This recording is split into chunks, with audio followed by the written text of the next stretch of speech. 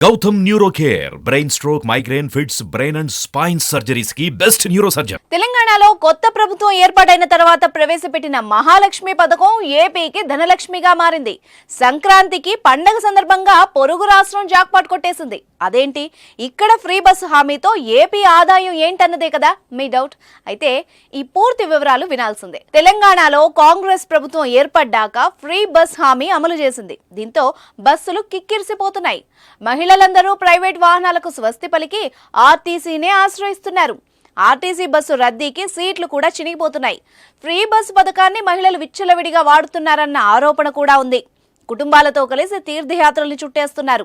దీంతో బస్సుల సంఖ్యను కూడా తెలంగాణ సర్కార్ పెంచాల్సిన పరిస్థితి వచ్చింది.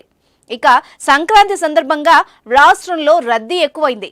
తెలంగాణలో మహాలక్ష్మి పథకం అమలుతో హైదరాబాద్ నుంచి మహబూబ్ నగర్, వరంగల్, ఖమ్మం, నిజామాబాద్ తదితర ప్రాంతాలకు వెళ్లే ప్రయాణికులు బస్సుల్నే ఆశ్రయిస్తున్నారు. దీంతో స్పెషల్ సర్వీసుల్ని కూడా అందిస్తోంది.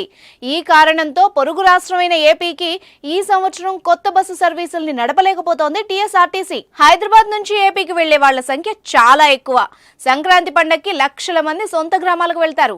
వారిలో ఎక్కువ మంది రైళ్లు, బస్సుల్ని ఆశ్రయిస్తారు.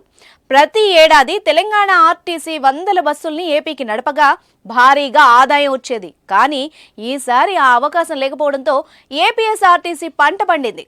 ప్రయాణికుల డిమాండ్కు తగ్గట్టుగా భారీ బస్సు సర్వీసుల్ని అందించి భారీగా ఆదాయాన్ని ఆర్జిస్తోంది.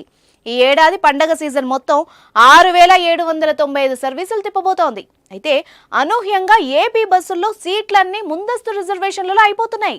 దీంతో అదనంగా మరో 1,400 బస్సులు అందుబాటులోకి తీసుకొచ్చారు. జిల్లాల మధ్య తిరిగే సూపర్ లగ్జరీ, డీలక్స్ బస్సుల్లో కండిషన్ ఉన్న వాటిని హైదరాబాద్కు మళ్లించారు. ఏదేమైనా తెలంగాణ మహాలక్ష్మి పథకం ఏపీ ఆర్టీసీకి ధనలక్ష్మిగా మారింది.